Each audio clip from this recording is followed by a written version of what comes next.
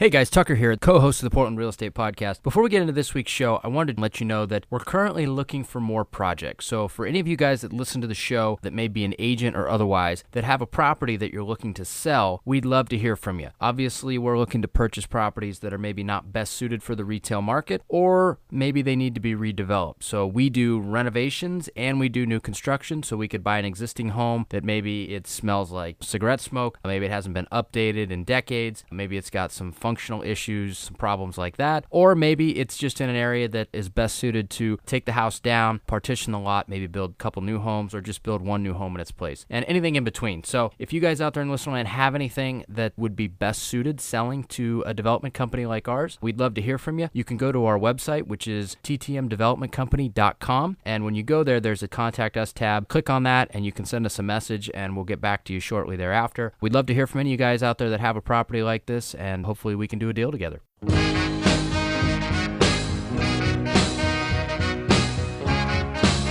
This is the Portland Real Estate Podcast, your number one place for anything you need to know about the Portland real estate market, along with in-depth interviews from our local real estate industry experts.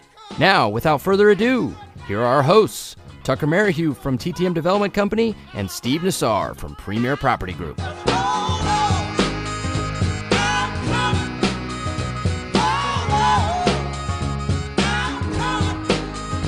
All right, everybody, welcome back. This is episode 86 of the Portland Real Estate Podcast. We're back again this week. We got another great episode for you.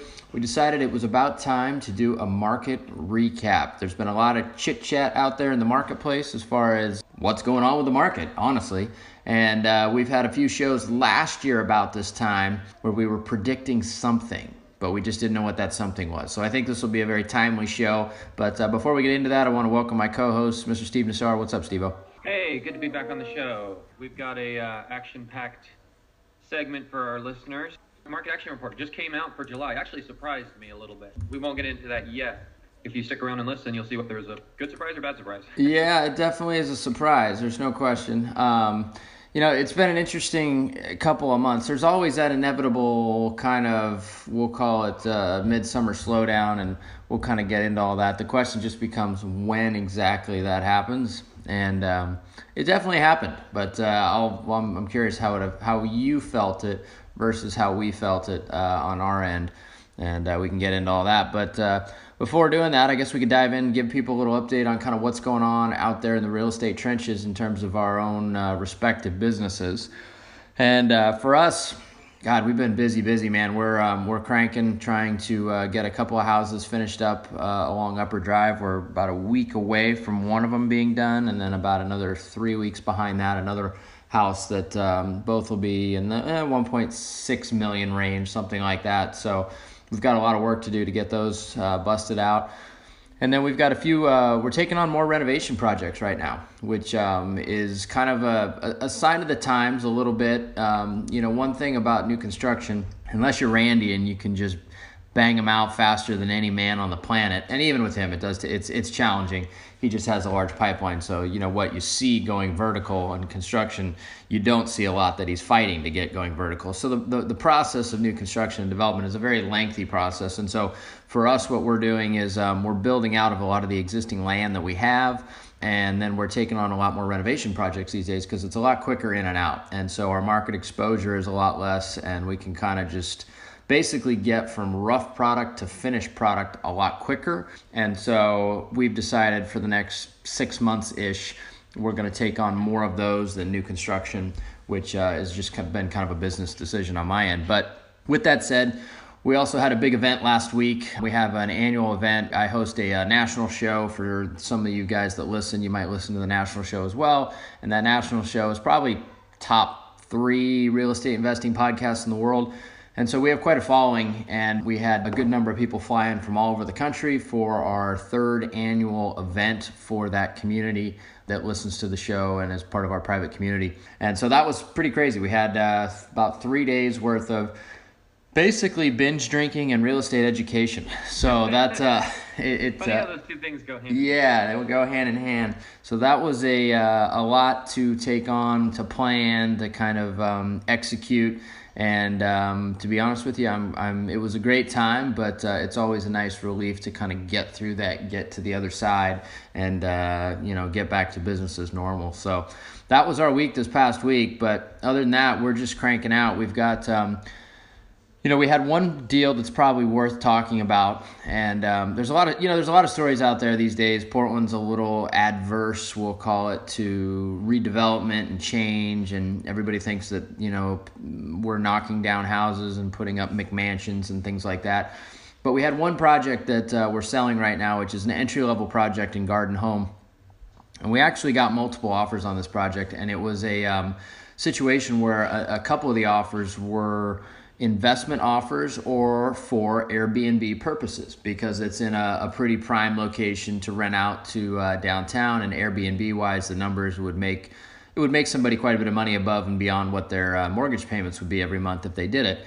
And we also got an owner-occupied offer, and we did what we thought was the right thing, which we took the first-time homebuyer owner-occupied offer, and so we just got through inspection period. But I thought it should be noted that there is those of us developers out there. We do have hearts. We do think a little bit when we get offers, and we choose what we think is the right choice a lot of times. And for the neighbors, this happened to be the right choice as well, because there's one other neighbor on this street, and I didn't want to inundate her with constant, new people coming and going every week if it was some type of an Airbnb. So she'll actually get some nice new neighbors, and the people that bought the house got a sub $400,000 house that's basically brand new, through and through, which will be a great deal for them. And it's right in the Garden Home area. So pretty excited about that, to be able to do that. It's cool when that actually comes to fruition, and we can provide that type of affordable housing as well to those first-time home buyers. Now, of course, we do the high-end stuff on the other end, so we kind of have a big spectrum that we span. But when we're able to do that, it's kind of a cool feeling. So that's pretty much the Cliff Notes version of what's been going on with us over the course of the last couple weeks. Tucker. Yeah, what's up? Yeah, so on the Airbnb, this came up because I've got a condo. It's the Envoy building right by 23rd. And the gal lives in New York. We spoke on the phone and she got us to list it. And she said she really can't afford it. She's living in New York and she can't afford to have it vacant. So she's been Airbnb-ing it. And so the question came up, there's a tenant there and they're there for 30 days. The question came up like, okay, does tenancy law apply here? Like, do you have to give 90 days notice? How does that work? Why is there an exemption? Because, obviously they have some kind of tenancy there. Did you know anything about this? I had to do a little bit of digging around, and I still don't know that I know everything, but what I discovered was that Portland has a permit process for that, where you can get an Airbnb short-term rental permit, and the maximum amount of days someone can stay, I believe, is 30 days.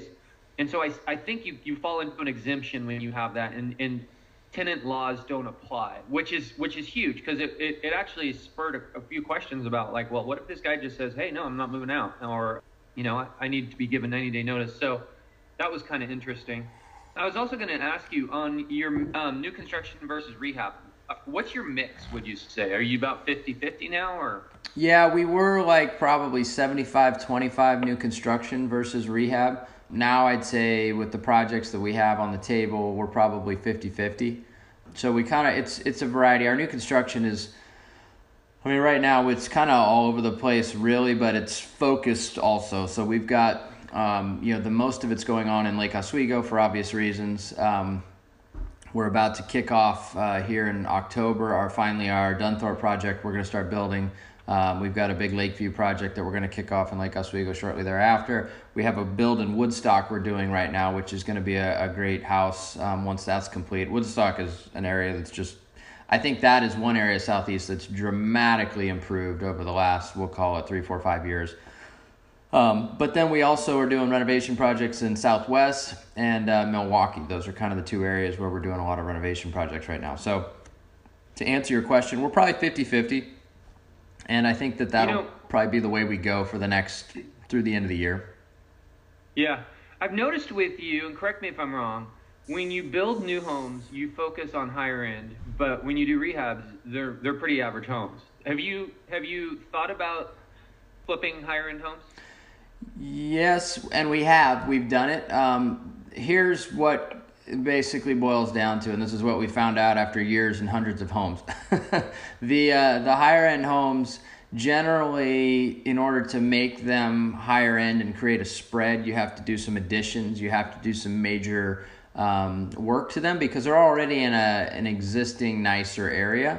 And so we've found that a lot of times those same houses are better served just getting torn down and starting fresh versus taking existing homes and renovating within the existing square footage that's there. We don't like to do add-ons anymore because it's just a giant pain in the butt, to be honest with you. Like, it is more work to do an add-on renovation that by like a multiple of 10 than it is to just do new construction.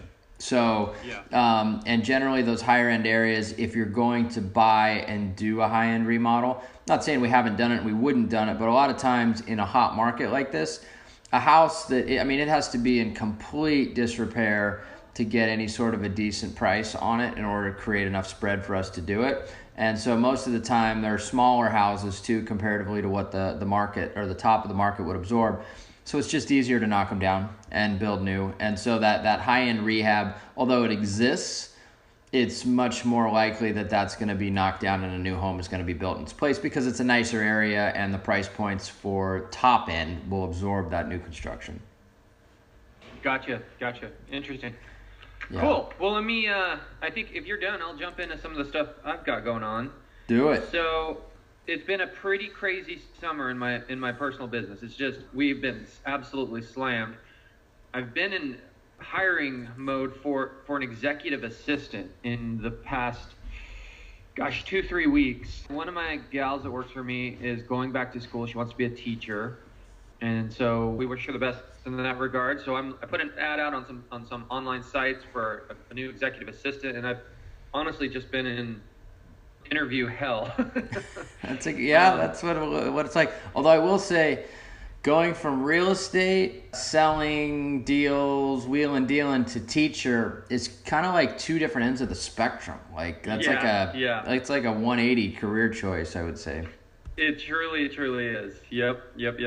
So I've been looking at probably 150 resumes, meeting with dozens of people, and boy, it's just. Have you been through that process recently, Tucker? I did. Okay, so here's the last one. We were hiring a we'll call them a social media manager, which basically they were going to do a lot of social media brand management for us, not just on the sticks and bricks side, but on the other side of our business too, which is our education company and our technology side. And I hired a kid, and I thought he was the right hire because he worked for Nike. And I thought, well, Nike hired him. They had to put him through the ringer, right? And no, Nike's pretty tough to get hired with. And I fired him about 3 days in. And I haven't gone back to the interview process since to find one. We've just absorbed the job internally because I got sick of the interview process, honestly. If you had to give the top one reason why you fired him quickly, what was it? He had millennialitis, if that's a disease. He was allergic to working. Yeah, I think that was pretty much what it came down to. Yeah.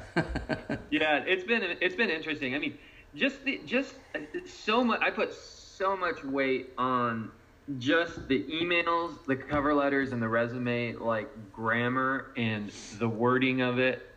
And the other thing that I really look for is in this position, because there's such a steep learning curve for an executive assistant. This is the person that'll sit in my office, be on my emails in front of me and sifting through them and helping organize them and get the ones brought to my attention that need to be brought to my attention, answering my phones that are forwarded to them. So there's a lot of moving parts, and I've identified as just longevity is the most important part. I mean, I think anyone after about 6 months to a year, not anyone, but anyone average or better, and I'm obviously shooting for the moon, but the realization is anyone average or better can get the job down after about 6 months to a year. But so last thing you want to do is hire somebody, and then a year later they're moving on, and now you're starting from scratch again and going through that steep learning curve. So I've been looking for longevity. It's crazy to me how many people are at a job for a year or two. I mean, I just immediately dismiss those ones. Absolutely looking for longevity in that process, and have had some interesting interviews. But I've made a job offer, and finally, after having back-to-back interviews and being in interview hell, I've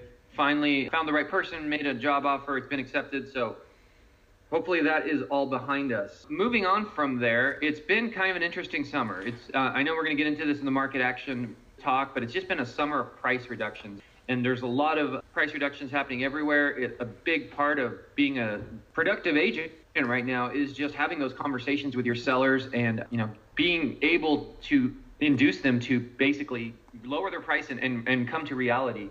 As we all know, every seller always wants more than their house is worth. And one thing that has really helped me, and we're going to get into this as well when we talk about the market action, is just some of the media that's been out there. I've actually personally bookmarked on my computer about 4 different articles about the market and how it's cooling off, slowing down. One of them is local, the Oregonian, talking about the Portland market, and 3 of them are national. And I find it helpful. I'll oftentimes when we're talking pricing with sellers and they're asking about the market, rather than me tell them, I'll pull them up on my computer and show them. Oftentimes when we're talking about price reductions, I'll reference them and then I'll send a little template email that I've created that says, per our conversation, here's a few links about the market and how it's been changing.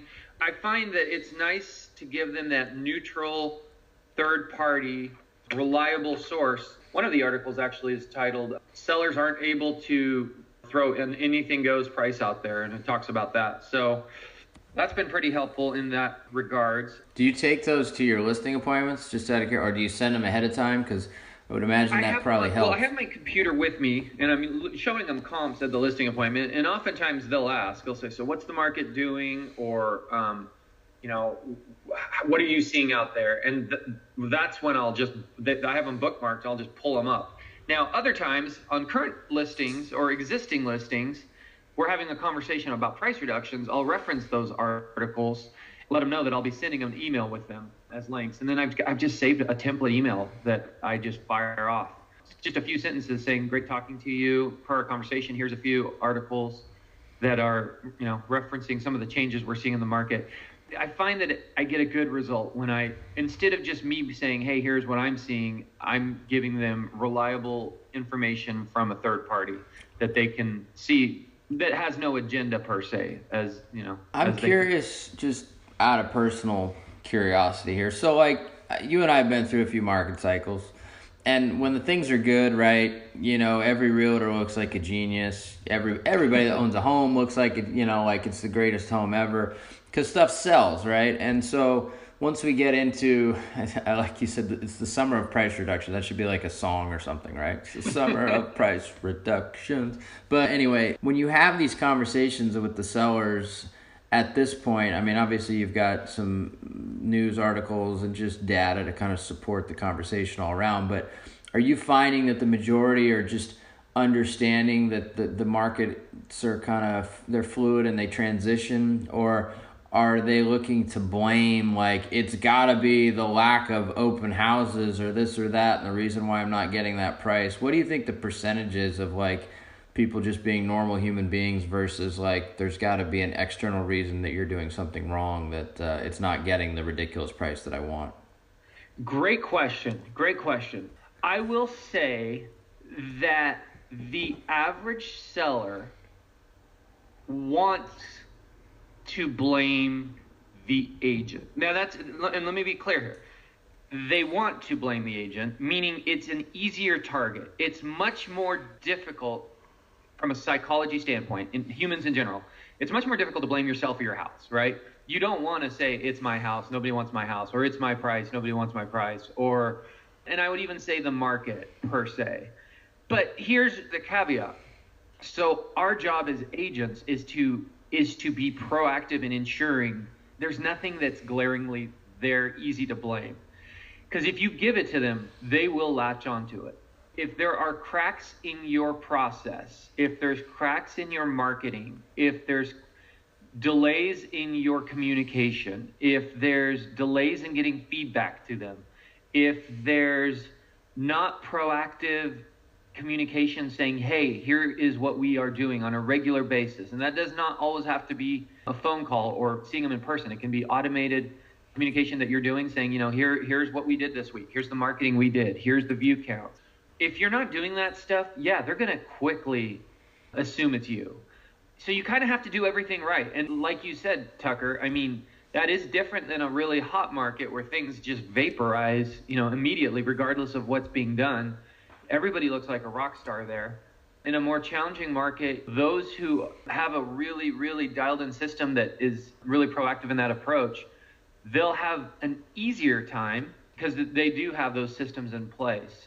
Does that make sense? Yeah, it does for sure.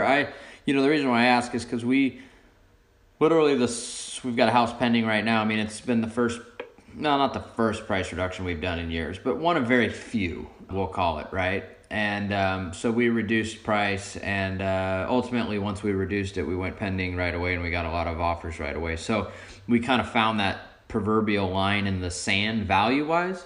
And, the market is always right. Like regardless of what kind of marketing people do or don't do or who your agent is, I mean, eventually the market is what makes the decision. Now, there's some things you can do to kind of help your exposure and get it in front of the right people so that, you're giving yourself your best chance possible. But I'm just one of those people. I've sold so many houses, like I could bitch and moan and complain about the fact that, Chris isn't doing enough of this or that. But at the end of the day, the market is what the market is at any given point in time when we're trying to sell. And so I realize that, which makes me a pretty easy client for Chris, who's our internal agent who sells our stuff. But I know a lot of other people, they get very emotional about money that's yet to be realized, Yeah. With sellers, perception is reality. And so much of what we do as agents is about perception. And I'm specifically speaking about the sellers. Now, that said, it's got to be real. It can't be sugar pills. You can't be just feeding sugar pills to your seller because people aren't stupid. In other words, you can't be saying, hey, I'm doing XYZ to sell your house. Look at it, and it be fluff. Like an example would be, putting it in some kind of print marketing that is a dinosaur. Oh, look, I often say that, people will sometimes tell me, I haven't had this conversation too recently, but I have in the past where they're like, oh, I take an Oregonian ad out for my listings. And I say, why do you do that? And they say, because my sellers like it. And I say, okay, well, that's a sugar pill. Yeah. Because do you really think you're going to sell it that way? And they always say, no, but my sellers like it. So that's an example of a sugar pill. Doing something that doesn't work or has a low probability of working, but doing it simply for the sake of the seller. That said, there is things that you do. I mean, when I say perception is reality, a part of it is do activities that are proven to work, but make sure the seller knows about them. Make sure the seller knows about them. You can't do them in a vacuum.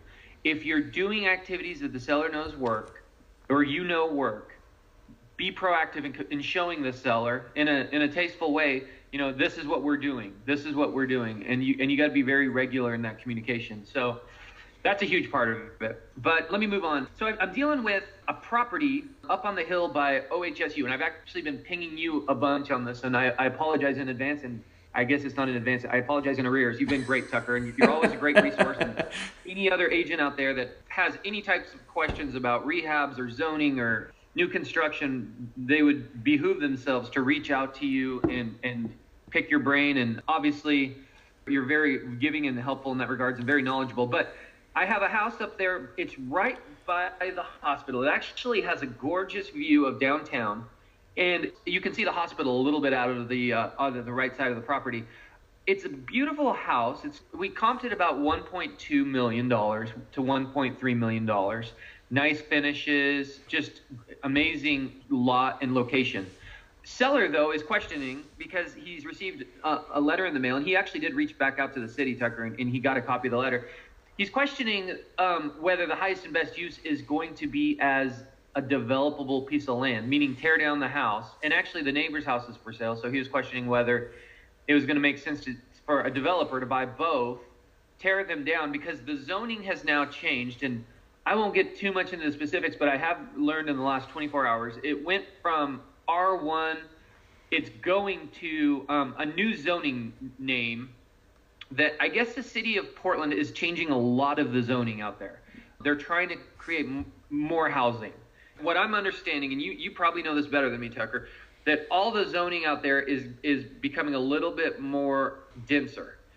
They're tweaking it so that regardless of what areas are zoned, and for the most part, you can build a little bit more or a little bit closer together. Is that what you see in here? Yeah, so basically the plan is, we have urban growth boundary, right? And so Metro Council meets, I think it's every 7 years, and they basically decide whether or not you can push the limits of where our urban growth boundary is, which basically enables builders, developers to create more housing units. Well, inside of the urban growth boundary, which doesn't often get pushed, we have a lot of land. And so that land, some of which, as you get closer into the city urban core, it could be rezoned to a higher density use, right? And so that's what they're executing on, is a lot of these higher density use plans for dirt that's closer into the city core. And so it's a good idea because we have a lot more demand for housing, and ultimately at the end of the day, what it's doing is as you're able to create more housing units, it puts downward pressure on pricing, right? When everybody wants to scream about affordability, so the more units you can put to market, the less each of those units would cost, whether it ends up being a rental or a home for sale or an attached house for sale, whatever it is, there's more housing units. So the whole idea is, yes, they create more units within the urban growth boundary. The problem is that there's a lot of quote-unquote NIMBYs in Portland. I think we have probably the highest number per capita in the world. But that aside, you get a lot of people that are like, I don't want that because I like things the way they are. But ultimately, what the city's trying to do is just create more housing units within the city's urban core or close to it. And they do that via rezoning, kind of like the property that you pinged me about. Yeah. And so what we've kind of identified with this is previously, if you bulldoze his house, you could have put up an apartment building or condo development that would have about 13 units. In fact, I think that was the max because it was R1, so 1 unit per 1,000 square feet. His lot's about 13,000 square feet. With the new zoning change, which we've now identified happens somewhere between March of next year and June of next year, there is not a limitation per se to how many units. There are some guidelines. It can't be taller than 4 stories. And basically what we're kind of figuring is maybe it could be 20, 25, 30 units. So he's wondering if that tips him to a point where it makes more sense to sell it to a developer. Now, I strongly question that. I think the highest and best use is going to be as a single family residence, largely because of parking. There really isn't Yeah, in that case, he'd have to do subterranean parking, which is extremely expensive, and somebody would already be in at about $50,000 a door before any permits and construction, if they could do 24, 25 units.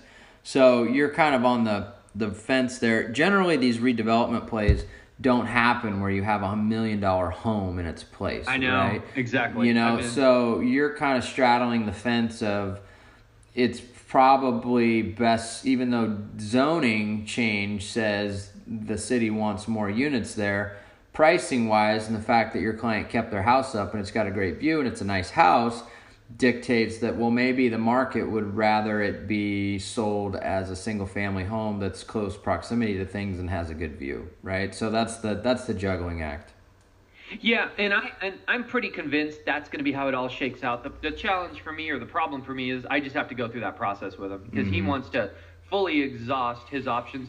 Because if that zoning change, which again happens next March to June, if it does tip him to where it becomes more viable and more expensive and more lucrative to be a development project, then of course he would want to wait till March or June of next year to list it. So that's kind of the process I've been going through, and I've been reaching out to you and been working on it a little bit, and I'm been working with him. So it's been kind of interesting. But anyways, that's a little bit about what I have going on, Tucker. Why don't we go into the market action report? Yeah, let's do it. So I mentioned at the onset of this podcast that I was surprised, and I was actually pleasantly surprised. I was anticipating a little bit more doom and gloom in these numbers, and what I realized was really, compared to last year, we're not that much off in our unit numbers. Meaning, last year, we had, at this point in the year, we had 2,793 closed sales. This year, we've got 2,736. So we're only down 2% in units closed year over year. I would have guessed that was more, just the way things feel to me. The same was true of pendings. This year, we were off by about 1% from last year in pending sales year to date compared to last year. The sales price increases is down substantially. We're seeing year over year appreciation at 6% or 5.8, depending on whether you look at the median or the average, which has been steadily declining. I mean, it wasn't that long ago, Tucker, you and I were talking about numbers double, 11, 12% year over year appreciation. And it's been steadily dropping just about every one of these market action reports. That's kind of what the numbers say. Now, what else is going on out there is there's a lot of media coverage about a cooling. I referenced earlier in the podcast some of my articles that I've been bookmarking in my computer so that I have them available to help me when I'm talking to my sellers. I'm looking at one right here that was from the Oregonian, July 20th. Here's the headline: Portland's housing market is cooling off. Here's one from yesterday on CNBC. Diana Olick. She does a regular real estate blog. Housing tipping back to a buyer's market as sellers cut prices. She went into some stats. This was just from yesterday. Home price growth is slowing in nearly half of the 35 largest U.S. metropolitan markets. Approximately 14% of all listings in June had undergone price cuts. That's up substantially from 2016. There was another article. This one was MSN, housing market raising large red flag for the economy. So this is different than last year. Do you remember last year? I mean, we talked about it last year and we said, this market's due for a cool off. We felt that normal lull of summer that you feel when summer begins and when it ends, where kids are getting out of school and there's a lot of vacations, and then kids are going back to school and there's the distraction and the change up in that process that kind of slows things down. Last year, we felt like we had a slowdown in between there, and we talked about it on this podcast. But what we didn't have was this press. We didn't have media talking about it like we do this summer. So that is very different. And it also will be interesting to see if the media press plays a role in a cooling, because if the consumers out there are reading this, will they pump the brakes, so to speak, because of concerns that the market's cooling down? I will say that we're still selling houses. They are moving, and it's not all doom and gloom. I also anticipate that we're going to have a decent little run in September, October as we head into the winter. We saw that last year, where we had a really quiet summer and we were all kind of freaking out a little bit. And then all of a sudden, things just started moving in September, October, and early part of November. But I think we all agree that we're way past the boom of this cycle, and things are much more balanced in the market. Buyers are taking their time looking at homes. They don't feel the pressure that there's 5 buyers behind them that are going to swoop it up if they don't quickly make an offer. I'm seeing buyers threaten to make offers. We're seeing a lot of this on our listings, where agent will reach out to us and say we're getting ready to write an offer, and then they don't. They change their mind and they move on. I'm even seeing where they do write the offer. We send a counter and they don't even respond. They go, nope, doesn't work for us. Wow. Yeah, that in itself is a sign of the times. Yeah. And here's the other thing, Tucker. We are seeing, as a company, a lot more terminations. Do you remember in January, February of this year where we did a podcast and I was like, oh my God, it's been the worst month of my life from a termination yes, standpoint. I'd had like 7 in 1 month. Oh yeah. It wasn't, that was kind of an early warning sign of what has happened since. And as a company, we actually dug into our numbers through our transactions.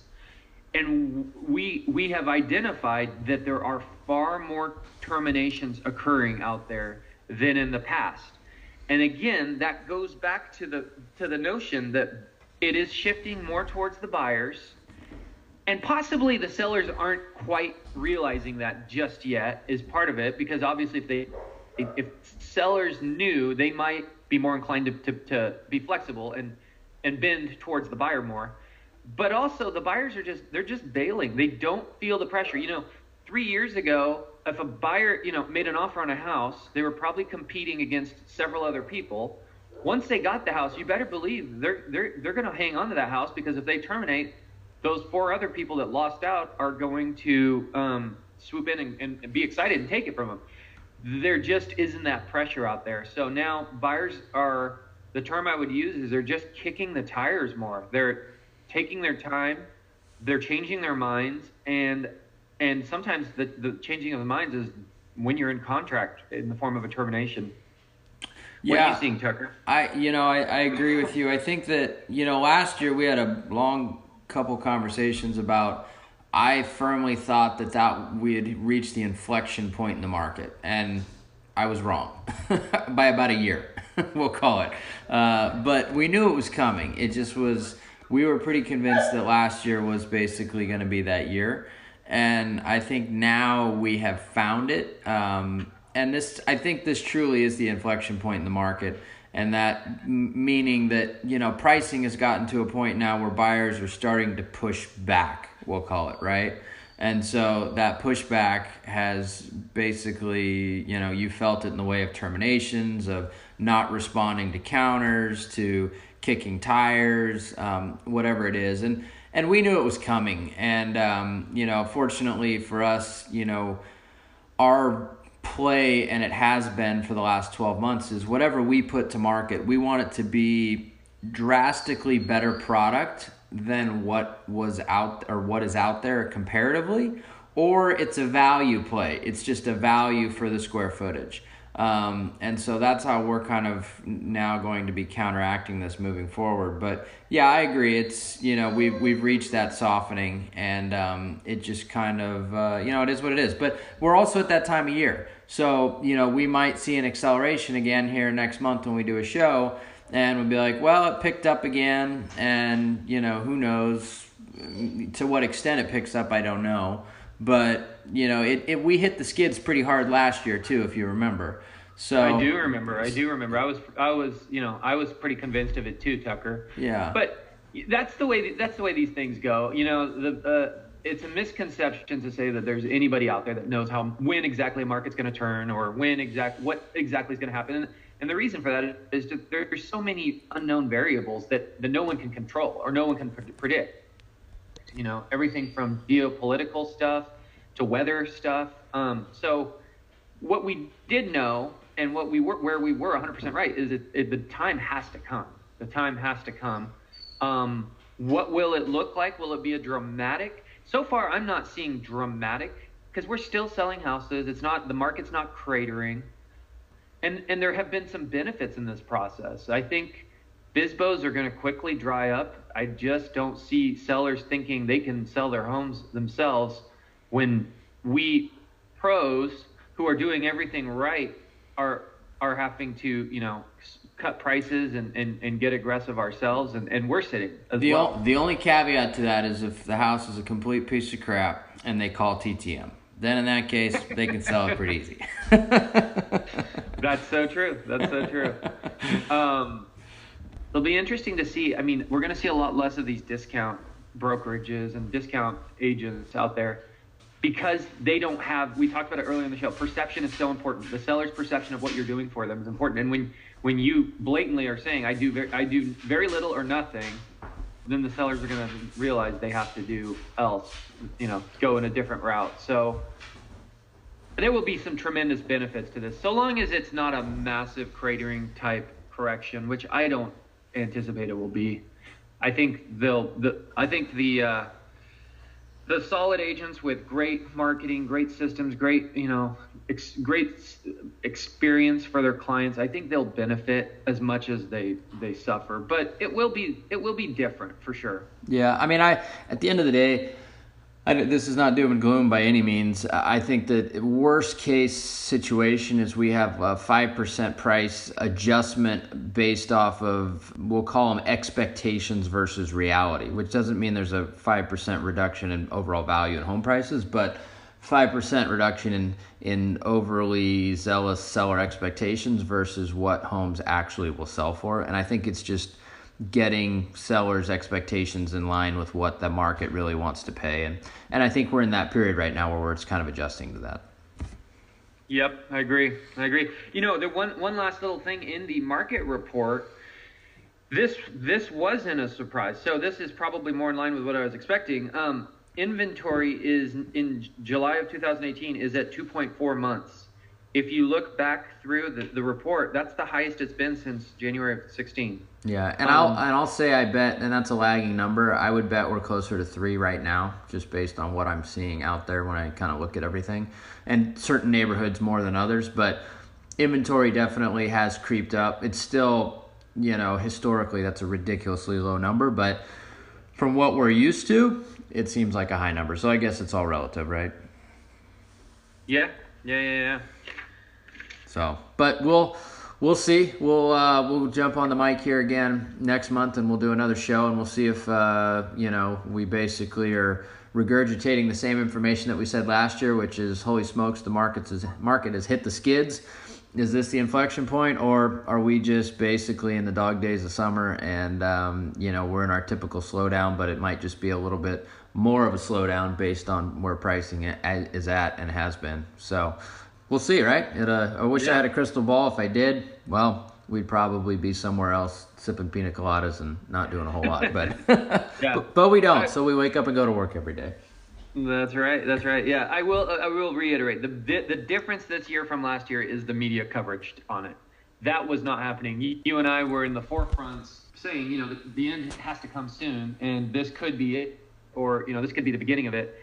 The media was not saying that, and that is different this time. So we'll see. Absolutely. We'll see. Cool. So, well, hopefully you guys enjoyed that out there in listener land. We'll be back again probably pretty shortly. We've got some cool guests lined up for you.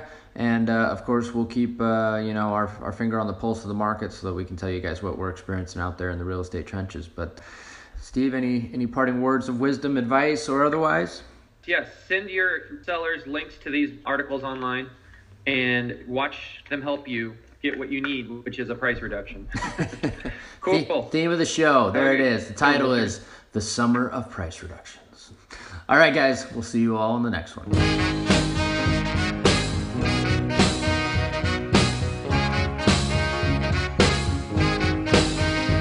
Thanks again for listening to our show, and make sure to tune in next week for another great episode of the Portland Real Estate Podcast.